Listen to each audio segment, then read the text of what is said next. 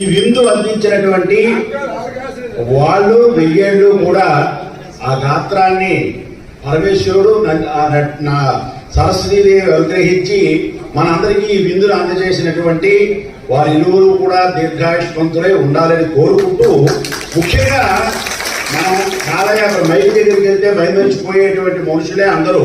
కానీ ఈ విందును అందరికీ అందజేయాలి అనే ఈ యజ్ఞాన్ని తలపెట్టి దీన్ని కొనసాగిస్తుండేటువంటి మన బిఏ మోహన్ రావు గారు దీర్ఘాయుష్మంతులై విందులు ఉండాలని. ఎందుకంటే మైక్ పట్టుకుంటే భయమర్చిపోతామని నేను ఇక్కడికి రాను. వస్తే ఏం చెప్తామో ఎటు వెళ్తామో మనకే తెలియదు. కానీ ఇది ఈ కావ్యానం నాటకం రమ్యం, నేను మర్చిపోయి మాట్లాడను ఒక్క నిమిషమే. ఈ నాటక రంగాన్ని మనందరూ రక్షించుకోకపోతే రాబోయే తరాలకి వీరేది ఏది లేదు. మన దగ్గర వేలు కట్టలు ఉండొచ్చు. దీన్ని రక్షించేటువంటి మహానుభావుల్ని మనం ప్రోత్సహిస్తూ ఇటువంటి ఉత్తమ కళాకారులకి వెయ్యేళ్ళు ఆ నటరాజస్వామి దీర్ఘాయుష్యం ఇవ్వాలని కోరుకుంటూ